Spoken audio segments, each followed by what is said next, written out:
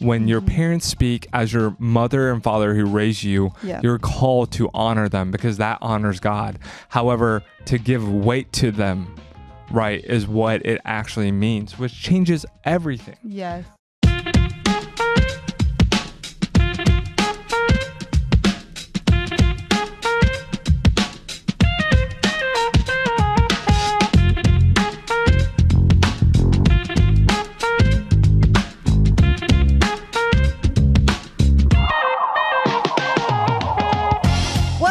Everyone, it's Kait and JJ, and we are talking today about Meeting the Parents, which is also a movie back in the day. It is a movie. It's Meet the Parents and Meet the Fockers.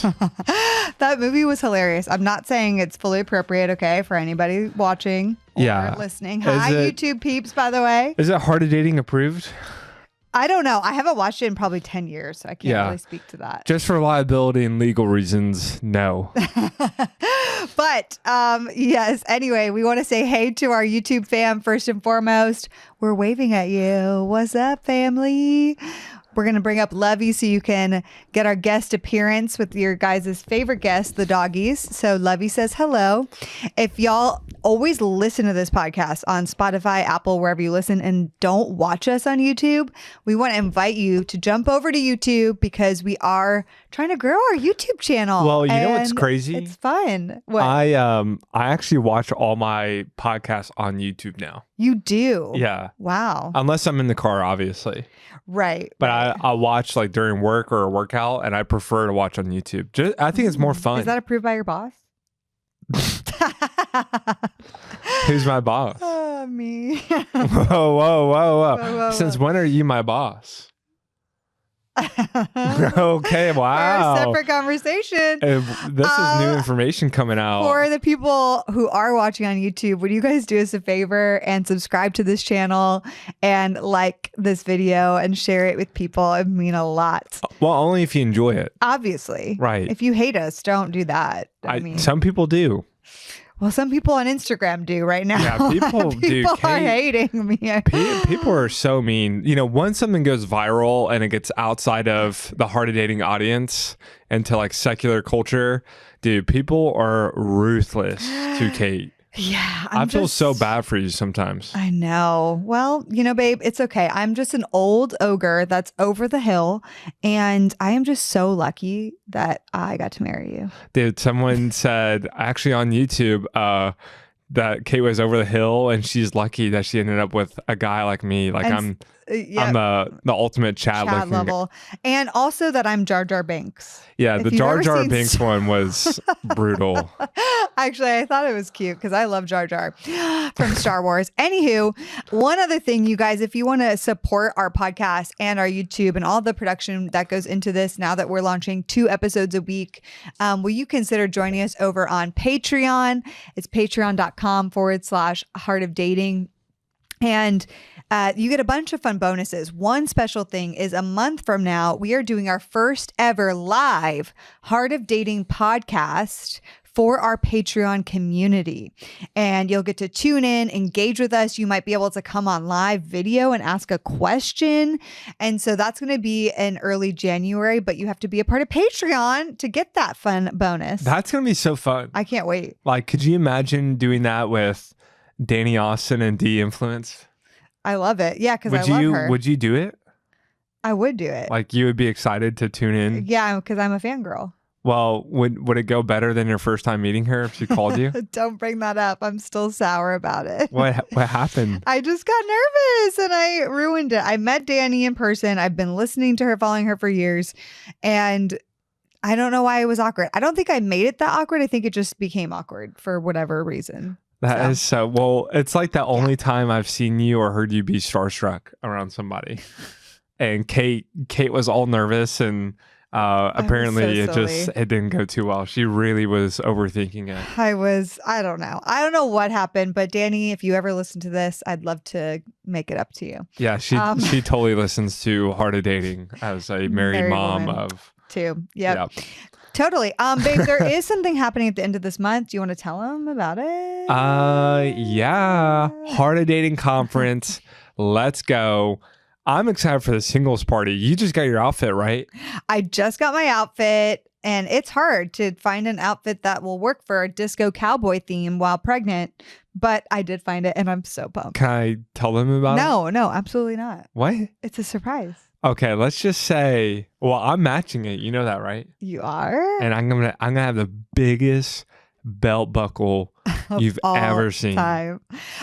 Speaking of singles party, we just launched a separate ticket. If you can't come in person to conference the 29th and 30th of December, but you still want to have a cool event to do New Year's weekend with single Christians, then, or if you're like dating and want to come with your person to this, then it's on December 30th from 7 to 11 at Rocket Town. You can now buy a ticket just to the singles party. It's going to be like it's going to be epic. Like we put a lot into this: line dancing, karaoke, food trucks, like themed drinks, games, like dance party and a DJ. Like there's a lot going on. We might have a hat making bar. I like where you can make your own hat. It's gonna be sick. I'm not lying. Like it's gonna pop. It's also actually the night before New Year's Eve. Yeah. And listen, I don't know if people would agree or not, but personally, New Year's Eve is the most overrated holiday in the entire universe of all holidays. When is it that you can find like a cool party or event to go to that's like where you know it's safe and there's other Christians, but it's not weird? Right.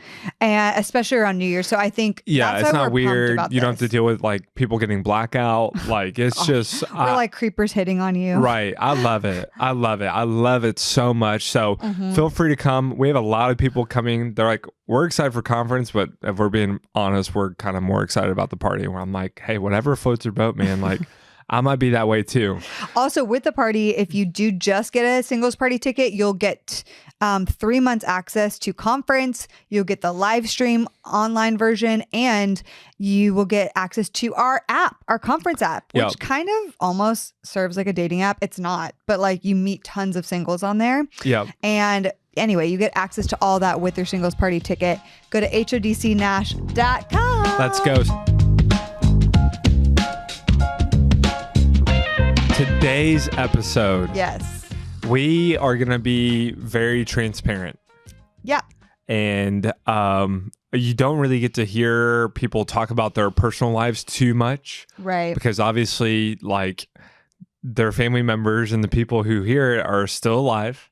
Mm-hmm. And it's just tough, like, because you don't want to drag them publicly on any kind of platform. Yeah. And so we're going to get a little bit more vulnerable and honest with everyone today. Well, we do try to keep it vulnerable, but this is about things that don't have to do with just you and I. Right. Exactly. Yeah. So we're always cautious about that. So just as a preface, just understand, like, whatever we share is always in the hope that you guys feel seen and validated and you guys are encouraged. It's not so that we can feel good about talking about someone in a negative way. Right. So we love to just share and teach, and we are completely fine being as transparent about our lives as much as it serves God's kingdom. Right. So before we get into our stories, we're going to talk about a few practicals, and then we're going to explain how it all happened for you and I. Oh my goodness. So buckle up. But let's talk about practicals first. Let's talk about, to start, when should you meet the parents? Okay, so this is a great question. Are we dating? Are we talking? Like, are we in a relationship? Right. Like, you set the ground rules or the playing field. Well, if you guys don't tune in often, you should know that we define dating as the time before you enter into a committed relationship. So dating is the stage where you are trying to figure out if you want to be in a serious committed relationship. The relationship is boyfriend-girlfriend status, and you are serious about each other. And that's where if you're figuring out if you want to get engaged. So dating is that stage, that 60 to 90 days before you're in a relationship, trying to suss out, do I actually know enough about this person to want to commit to them? And so when it comes time to meet the parents, we don't really recommend meeting the parents until you're in that serious relationship phase, personally. Okay, so you're saying until you've dated for 60 to 90 days and you're in a relationship, do not meet the parents. Right. That is like probably the wisest wisdom I can give for dating couples, because what happens if you jump in too fast, you don't really know where you even stand with that person yet. You're still trying to figure it out. And sometimes people let their family in way too quickly and there's so many voices in the family dynamic and there's so many opinions, and it clouds like the process of you trying to discern how you feel about that person. Right. I also think some people introduce people to parents too late. Like, you shouldn't be introducing someone after you get engaged or like the week or two before you get engaged. Yeah, I've seen that very close. That's also like not ideal. I've seen that, and you're asking parents to bless a marriage where they don't know you. They don't know you at all. They're like, yeah, but who are you? Right. They're like, so like, I want to marry your daughter, and they're like, well, I don't even know your middle name. Like, you know what I mean? Right. So totally way too late. Obviously, with long distance and distances and not living locally to your family, that changes. But I would just say, if it's important to have your family's blessing, then, you know, you have to put time and money and intention behind getting them to know each other. Right. Now, I have a question for you. Like, it's just so fun, though, when you're talking and you're dating, to like tell your mom and tell your dad and your siblings or your cousins. Right. So there's a girl, and it's only been 5-6 dates. Yeah. And she's really awesome. Like, and they start buzzing and they're talking to you and they're checking in. You're saying that's off the table. I would say to not do that. And I will say there is an exception. Okay. Okay. The exception is, we talk a lot about having a life board of advisors, which is about 6 to 8 people that you deeply trust, that are wiser than you, spiritually very mature, who you like almost are like mentor type figures in your life. So some people do have their one or both parents on that life board of advisors. I actually find it's pretty rare. You might love your parents and value them, but maybe they're not the healthiest or safest or the kind of people you want to emulate your relationship around, or, you know. So if your one or both of your parents or somebody in your family is on your life board of advisors, they're that trusted, spiritual, discerning voice, then I would potentially bring that one person or 2 people into the process before you're in a serious relationship, because you do want their wisdom. But I think there's a balance of, okay, if my mom is on my board of advisors, I might tell her, but am I sitting around the dinner table at Christmas telling everybody? Am I telling my brother?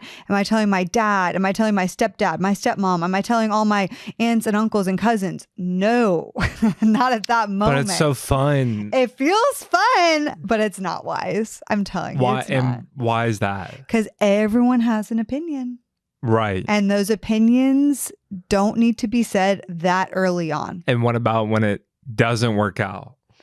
Well, because they're now upset because they or they obsess and they hang it over your head, right? And they say, I can't believe, and if we could, we get rid of you and get JJ back here. Oh my God, because we loved him so much. Wow, how did you don't even, or they're going to be like, well, this is why you're still single, right? Or if the person broke up with you and you're like, thank you for rubbing it in even more, right? Right. I would have loved to have married them, and thank you for reminding me about them. So I just wouldn't introduce that person to your family, most of your family, until you have an idea of where you stand with them. Yeah, that's just our best guidance. Obviously, there's exceptions, and you guys are going to do what you guys feel like is best to do. And we know it's fun and exciting, but it's just out of guidance and wisdom after seeing it go wrong so many times. Exactly. Now, say, you know, this is Christmas coming up. I'm going to Columbus, Ohio for the first time to spend Christmas with the girl I've been dating for 8 months. You're now in a relationship. We're now in a relationship, and it's my maybe it's 6 months. It's my first time meeting the family, and I'm nervous. How should we prepare together? Yeah, great for question. this for this trip we got coming up? Yeah, I think it's on you as the partner introducing your significant other to your family to ideally prepare them for what they're walking into. Okay, like PowerPoint presentation. Yeah, it's like bullet points. Thank you for coming here's tonight. Here's what you know about my mom. Here's what you know about my dad, my Change brother. the Here's the dynamic you might be walking into. Just some like top line things. They're going to figure out more, but like I would I would prepare them, especially if they're going into a realm of people who there might be an unhealthy individual or unhealthy dynamics. Prepare them for what they're about to walk into. It also shows a lot about you if you've been able to identify those things. You're showing that you are mature enough to like be able to discern some of these things in my family aren't healthy. I'm aware of that, and I'm just letting you know in advance. I would take that from somebody I was dating and be like, okay, they're really wise about what they're not blind to the dynamics of their family. So I'm actually not a PowerPoint guy. I'm a Google Slides guy. If they were creating that presentation, what are the kind of questions that they should be thinking about? Or say they don't have a partner who's going above and beyond with their presentation, and I'm asking you, Kait, hey, we're about to go to Columbus next week. Yes. What should I ask? Right. And if your partner isn't forthright in what to know about their family, then you should definitely ask. Don't just like sit there and be like, okay, we'll see what happens. Right. Don't do that. Try to prepare yourself. So a question I'd ask is, what should I know about your family before meeting them? That's a pretty broad question. Very open-ended. Right. But like, is there anything really specific I should know about them or this family member or, whoever you're meeting? Okay, that's good. What about like conversations and topics and stuff? Is there anything I should ask about that, or should I just let every conversation take place? I would ask if there's any topics off limits. Like, is there anything I should not ask or not bring up? Like I told you before meeting one side of my family, don't bring up medical stuff. Don't bring up politics. Right. Because they're not normal topics. They're like supercharged topics with a lot of opinion, fireworks. Even them. If you would agree with it, I'm like, if you bring it up, it's going to be something that is talked about now for the whole night, and it's not going to be very enjoyable or fruitful. Yes. Okay. So, or like, you don't want to ask, where's your husband, if it's, a single mom and her daughter, and you just and genuinely, they're going through a divorce. Right. They're in the middle of it, and you just genuinely didn't know. Right. Exactly. So, okay. So topical stuff. What about asking for stuff I should talk about? Yeah, I think that's a good idea. Okay. Like maybe what are some good things so another example, like with my dad, I told you in advance, my dad's awesome, yet very introverted, and it takes a while to get to know him. So I told JJ, hey, if you want to connect with my dad, here are like 5 topics you could bring up that he loves talking about. Actually, the first one and the top one, the number one, you said, do not ask about this. I said, don't ask about pipelines unless you are prepared to like listen to him talk about that for a long time. Dude, so naturally... You brought it up. I brought it up, and I was like, is this real? And it was true. Like, I didn't say a word. And the longest conversation I've had with my father-in-law to this day is about a 20-minute lecture about pipelines. And I've gotten multiple Which is of them. So cute. I love it. It's so funny.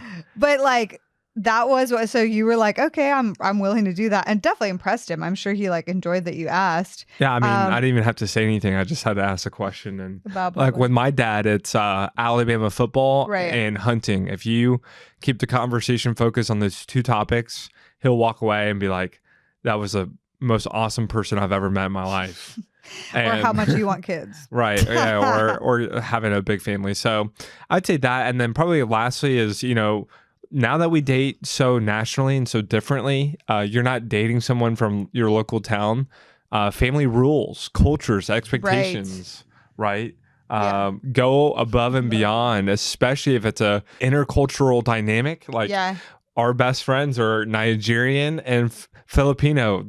They clash cultures a lot. Yeah, so it's like important to know like, hey, this isn't kosher at the dinner table, or these are things you can expect in the culture of my family. Yeah, or just like household rules. Like I've seen families where your phone on the table and checking it briefly is tolerable. And then if we were in Tennessee with my family and you were texting at the table, like it would be bad. You'd be kicked out of the house. Right. Another thing, actually, this is funny because it relates to your family, that is something I didn't know until I got grouped in a group text. This is after we did get married, is that the women at holidays are always making all the food. So I was grouped into like family texts of like, Hey, Kate, so what are you going to be making? And for those of you that don't know, I'm not the cook at all.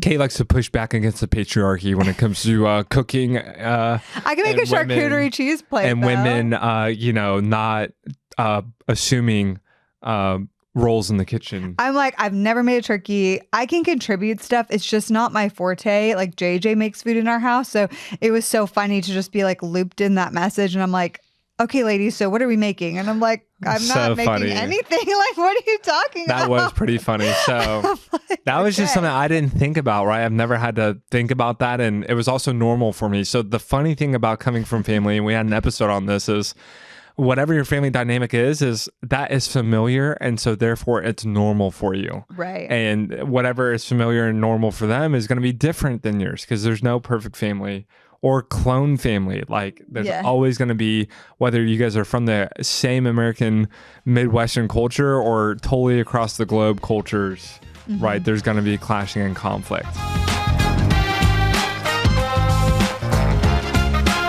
Today, I get to talk to you about Factor 75 meals.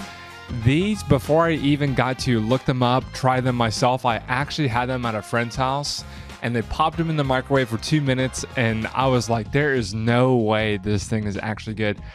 And it was amazing. I was blown away, and then sure enough, we got to try it out ourselves, and we loved it. So I'm always looking for variety. I mean, Kate will talk to me every single Sunday. She'll ask me for the grocery list, and I'm always struggling to think of fun, creative meals that actually taste good, that don't take a long time to make.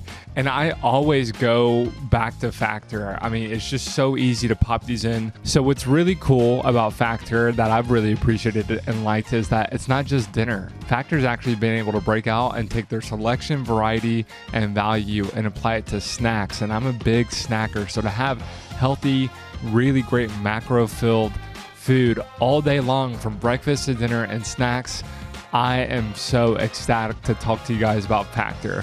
And you guys know we love to save you money. We love it. So if you're ready to make that investment, try it out. I know a lot of people who tried this out and they've stayed on it past the discount because they enjoyed it so much. Head over to factormeals.com/heartofdating50. Code heartofdating50. Yes, you have to spell it out to get 50% off, because you guys know we love you. So should we share a little bit about our stories about meeting each other's parents? Yes. Can we start with yours? Yeah, we can start with mine. Just to be transparent, and this is my first time sharing it publicly, because it's public information now, is my parents just recently completed a divorce after 34 years of marriage. And when I met Kate a couple years ago is when it kicked off, the separation kicked off. And so everything from Kate and I's meeting the family to engagement to even marriage was in the middle of that divorce process. Which was very difficult. Yeah, I don't know if there's a divorce process in the history of divorces that is easy. Obviously, it's just not an ideal time to meet someone's family, but that's okay. I didn't mind it in that regard. I just knew that it was hard for JJ and hard for his family. Right. There's always a lot going on in those situations. They're, like you're just walking on powder kegs, and lots of trauma surfacing, lots of pain. And so it is only a process that can be walked with supernatural grace, supernatural empathy and kindness and understanding, and just realizing that there's just a lot of unhappy, hard things going on, and it's not going to be a normal process. Yeah, totally. So that specifically with my parents was, my mom and my dad. And, my mom, in a sense, was much more okay in the process than my dad. My dad was definitely going through a lot in that sense. And, divorce, sometimes it's mutually agreed upon and sometimes it's not, and this one was not, which made it even harder. And so bringing in Kate to that situation was extremely difficult. From the first time that I actually called one of my parents, my dad, with Kate on FaceTime, it was a nightmare. And the first time that Kate got to meet my dad, prep me on that and I did not prep her because I didn't have any expectation it could go that badly. I really didn't, and it went awful. And then the first time Kate got to meet my dad in person, it went even worse. And I had even prep Kate, which thank goodness I did, because I mean, you can share like an example of the question. Yeah, it was kind of like an interrogation. It was an interrogation. Yes. Like what you would expect from like a Southern strict dad who's like grilling like a 17-year-old about dating his daughter. I'm 32 and I'm like, okay, sure. Like, but some of the questions, like, you know, people single will know what I'm saying about this. It's like, so you're 32 and still single. Why? Why are you still single? And not in the realm of with the air of, oh, you're so amazing. Like, why would you still be single? But more like, there must be something wrong with you to be 32 and still single. And, you know, answering that question there was, I don't know if you're comfortable speaking to the issue that he had with me, the biggest issue. Yeah. I mean, it was her age. It was, I had him and a few other family members in the extended family. Again, keep in mind, very traditional, who were just deeply concerned with the age. With Kate me being older, 5.5 years younger, and obviously older, and you being younger. Yeah, and you know, childbearing is a big deal and priority and value. So there's a massive concern on my age, and mainly if I could bear children, basically. Yeah. Something that like truly I'd never felt self-conscious about my age, and even through this, I didn't. But it was just a very interesting, unique like thing to get brought up a lot, even honestly to the point of during our wedding and wedding week. But yeah, I mean, if we're being more honest, like as far as nightmare scenarios, it was all the way up to the wedding weekend. Yes, even the wedding day itself. With conflict and issues going on. And that's all I'll share as far as like specificity. And, you know, when we share these stories and like having your girlfriend at the time, you know, just be insulted in front of your face at a dinner table, it's just extremely hard. You know, Kate and I go through this, and everyone listening goes through this kind of situation. When you have people who are dealing with pain and trauma in their life and they're not dealing with it and transforming it, you transmit it to other people. Exactly. So having to walk a very fine line of Kate making sure that she knows I have her back and I do not tolerate what's going down in front of me. Yeah. And also I'm obligated like to not like tackle my dad and put on boxing gloves and have a WWE match in front of her, right? That's kind of like that glorified hyper masculine macho like response of like, I'm going to protect what's mine. You know, that's also off the table. I don't believe in that as well. So lots of stern, honest conversations, which is sad. You know, you never want to have those kind of conversations with your dad. You know, like it's just not a world that you ever dream of, right? To have to lay and enforce strict boundaries with your dad about how he's treating someone that you in your mind are thinking about calling your wife. Yeah. And that's going to be his daughter-in-law. Right. Right. And I will say, like, from that first meeting in person, I did feel like JJ really had my back. And I think that's an important thing. You know, I didn't feel like it was JJ and his dad sitting across the table, like both looking at me like, yeah, Kate, why are you still single? Or yeah, Kate, can you bear children? You know, I really felt like JJ did have my back in that. And I think that is important. I've seen or heard scenarios where somebody might go to meet someone's parents and they suddenly ask all these really hard and almost like inappropriate questions. And the other person's like, yeah, I mean, I want to know. And It's like, okay, wait. Like that is not Gucci. Remember, you're here to support your partner and like, yes. And especially you have to think about, is this person who's asking the questions a wise, safe person? How much can I really like? That's super important. Yeah, that's a massive point. I just want to wrap up the point about meeting your side of the family and just kind of, this could be, oh, is she okay? She's good. Lovey has been in this video the entire time. Hi, YouTube people. You can see her. Oh, Oh my goodness. My gosh, I'm sorry. Leave that. I don't know if we should cut that out. No, you can leave it. She's like gagging something in my face. I think she's okay. All right. But no, okay. I just want to wrap this up by saying, you know, like, how did we handle that situation? Like, I thankfully could see that I needed to have stricter boundaries with JJ's dad than JJ did. And so I have my own set of boundaries. JJ has a different set of boundaries with his dad that are less than mine. And then we have boundaries as a couple. So those are conversations we've had before marriage, in marriage. I think we need to put Lovey on the ground. She's like, not okay. Bye, Lovey.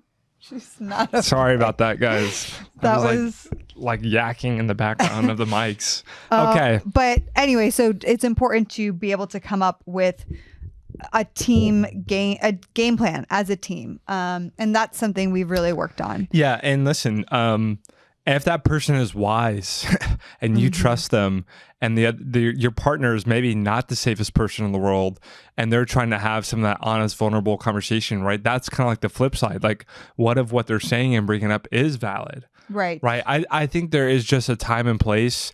And when it comes to meeting the parents and the first time around, it's almost like a date. Like, you're not there to see whether or not they're going to be your future in-laws and they're going to accept you. Like, you're not asking for their blessing on the first time around.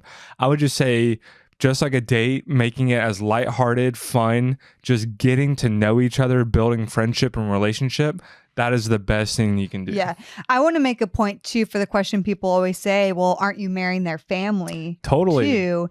Because that really relates to our situation. And like, no, yes and no. Like, I obviously want to prioritize connection with your family, vice versa. But like, because of certain things, depending on the health of a person, we might not be best friends, and maybe there are going to have to be boundaries. Yeah. And that's okay. Well, I mean, there's tons of great books written on this because reality says that every family is going to have challenges and issues, and some are going to have incredibly different. I mean, ours are hard, but there are some that are enormously harder. So Dave and Ashley Willis, we love them. They have a great book that is called, that I got to endorse, which is amazing, called Married into the Family. And it's awesome about setting boundaries with family, like having realistic expectations, how to leave and cleave. So there are phenomenal and tons of resources about this, because this is, I think what people don't realize is very common. It's and they so feel like common. When they hit conflict and challenges with their family and in-laws and boundaries, like they're an anomaly and everyone else loves their in-laws. Right. Like, I can only marry someone with a perfect family dynamic. I'm like, if that's what you're looking for, then you are going to maybe never find them. That's what I grew up in. I grew up in, you know, and it is more like a Southern evangelical Bible Belt. Like, when you marry someone, you marry their family. And I've really grown to disdain that quote, not because it's untrue. It is true, but it's so old-fashioned in the sense of, when you married someone, you married into their family for status and reputation and political gain. It was so loaded and charged that you couldn't marry someone if their family had a poor reputation. The saddest part about that is that no one in the history of mankind has ever gotten to choose their family. Right. So are you going to punish someone because their dad is in jail and their mom is abusive and a drug addict? But they've been completely set free by the blood of Jesus. Right. Have a totally new They might have been a Christian since 13 or since 30. Like, it doesn't really matter. All that matters is who they are today. Right. Who they are today. And we can deal with the family later. Right. Well, on that note, do you want to quickly go over how it was meeting my one side of my family? I mean, so both of our parents are separated. So, you know, holidays, like, there's 4 families to hit, or, you know, parents, whatever it might be. So definitely complicated. It went really well with your mom. And until, you know, we went for Thanksgiving and we had a great relationship, her and I.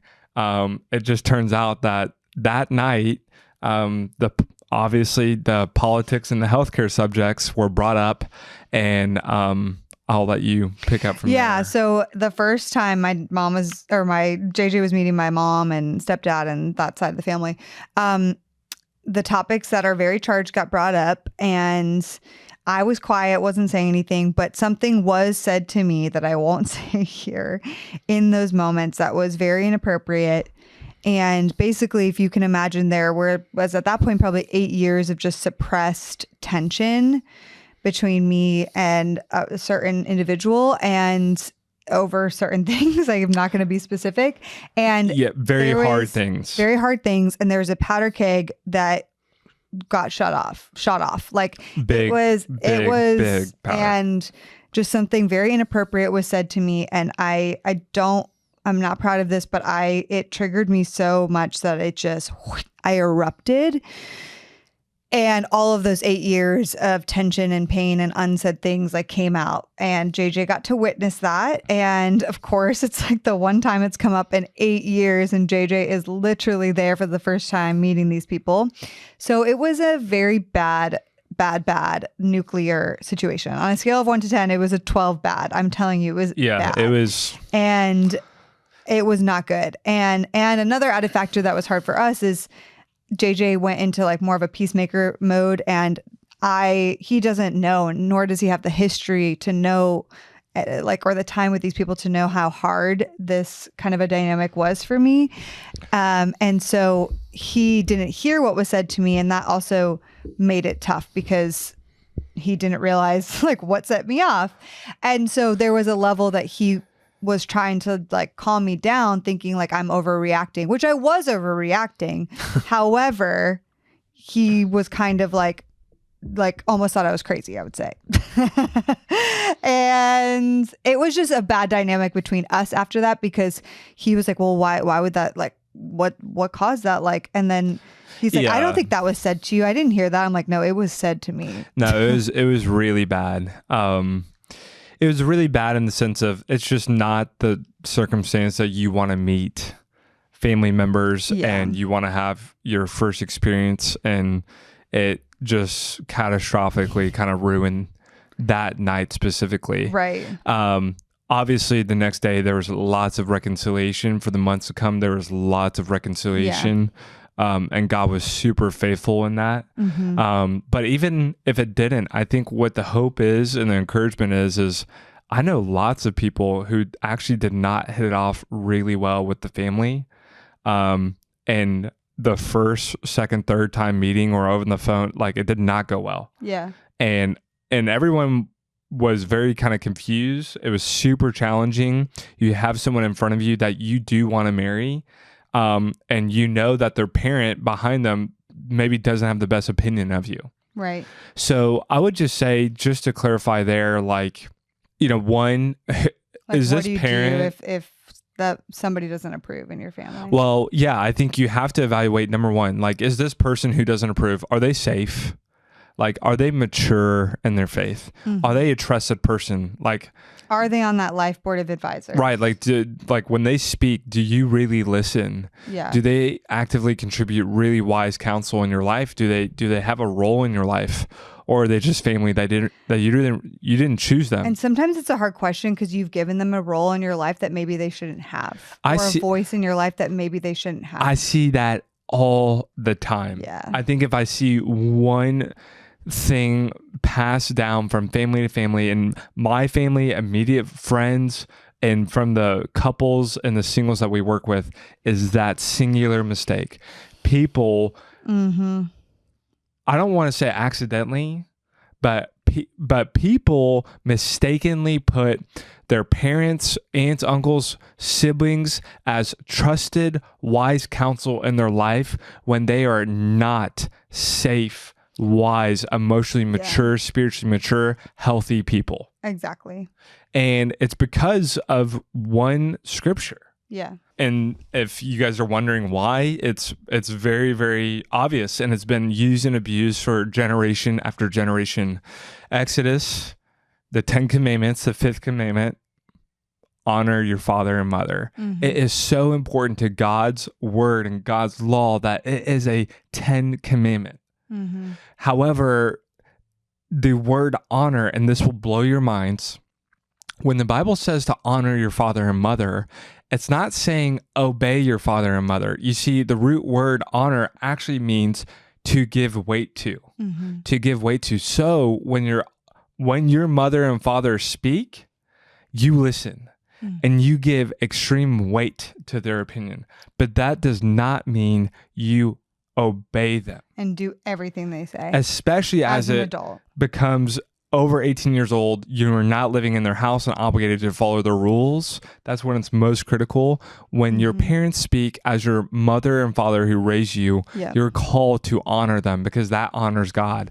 However, to give weight to them, right, is what it actually means, which changes everything. Yes. So they disapprove and they say, I don't want you to marry this person. Well, I'm really going to evaluate who you are and who I'm listening to. Right. Right. I'm not going to listen. If my counselor comes in that room and they say, I have no counseling background, I have no degree, I've worked with no couples before except maybe 2 or 3 who were family, and I actually have a terrible marriage myself, and I don't practice anything that I preach. Yeah. You're not going to go to that counselor. You're not going to listen to them, right? Yeah. Like they have no qualification. Totally. In that sense. In the same way, we do the same thing with family. Just because they happen to be related to you by blood, we gave them these esteemed positions of counselor. Yeah. When they've done nothing except destroyed the right to speak into your life like that. 100%. So that is so a foundational teaching for anyone who has a parent who's still alive and speaks into their life. Yep. Now, bonus tips and questions for meeting the family. I'm going to Columbus next week. Rapid fire. What should I know? Let's rapid fire it. Okay, outfits. Can I just dress how I normally dress? If you would question it, I wouldn't wear it. I would ask them what would be appropriate to show up at your parents' house, their parents' house in. So wildlife t-shirts. No. Really? You know. So, okay, it's not dress to impress, but it's dress with some kind of idea for, to be presentable. You're not wearing like sweatpants and a sweatsuit outfit. Think about your grandmother. You always want to be presentable when you show up to your grandmother's house, right? Yeah. Same thing with your family. It's not suit and tie, just presentable. Yep. Okay, number 2, I love this one. Serving and helping. Serving and helping. Now, we're not saying be Mother Teresa so that every single chore on the list you volunteer for and you spend 8 hours just doing chores and dishes and cooking and cleaning. You're going to be trying too hard. Yeah. Right. But at least keep in mind, serving, helping, cleaning up dishes, offering, it'll go a long way, at least with you offering. Yeah, I would just say proactively volunteering. So when the meal's wrapping, you are the first one to get up. You're waiting for that last person to finish their bite so you can just snatch their plate and you can get a head start clearing the table. Just showing proactively, hey, I want to help. I'm not here to just be served. Yep. I'm here to serve, especially if that's in your nature. Now, if you're not a server, I would just challenge you in general, that needs to be a part of your life. Yeah. Some other things gifts? are, maybe bring a gift, nothing too crazy. Maybe flowers or wine or a candle, basic gifts. If they don't drink alcohol, obviously that's something that you kind of want to know before you show up with a bottle of Pinot. No, in advance. If you're going to a restaurant with them and your family's culture is they don't drink alcohol and then you're the only one at the table ordering it, that's awkward. So hopefully you know those things in advance. Yes. Phone. I'm going to tattle on myself. Why'd you say it like that? Your first meeting of my brother. Yeah, Brandon, I love you. And if you're listening, which you're not, I have a confession. It was an NFL Sunday. My addiction to football was at an all-time high. I was absolutely in bachelor mode. And as you drove me around Dallas to look at houses and holiday lights, which and tore him around. And tore me around, which is for me. Everyone else in the car is from Dallas in those areas. I was watching NFL football the whole time. And I was so annoyed. And Kate was pissed. And rightly so. I was like, wait, JJ, he's doing this for you. And guys, this is your first time meeting my brother. And it was a car tour for Dallas. Listen, would I have chosen a car tour? Maybe, maybe not. But the whole point there is family time and connecting and being with them and whatever we wanted to do should have been my top priority. Absolutely. And I was half there and half in la football world. And I know, Kate, it just feels good to hear your spouse confess stuff, doesn't it? Yep, it does. There is no better feeling in the entire universe than hearing them say, baby, I was wrong. Okay, just to wrap up, be as flexible as possible. Be unoffendable whenever something is brought up. You never want to be the person who's escalating. Just be unoffendable. I know that's easier said than done. Learn and absorb. Try to meet everyone. Find out something interesting about them, a fun fact. Get curious. Yeah. And then lastly, just relax. You are walking in there, and you, as someone who lives in the identity of Christ, you have nothing to prove. Nothing to prove. And when you're around people that you're eventually comfortable with, like, do you think about how you're coming across? Like when you're with like you don't question whether or not you should talk. As much as possible, you want to emulate what it's like being around the family with you and your partner, just enjoying downtime and connection and relationship. Yeah, you want to be yourself too. And lastly, there is hope. Just because it doesn't go well in the beginning, as you can see, with there is always in Jesus, there is always hope. So just keep that in mind. That alleviates so much pressure of it having to go perfectly. There's always hope. There's always hope. In Jesus' name, amen. We love you guys. We hope this episode of Meet the Parents helps you, whether you're in that season or about to be, or just preparing for later on. And we love you guys. Let's go. We'll see you next week. Okay. Bye, guys.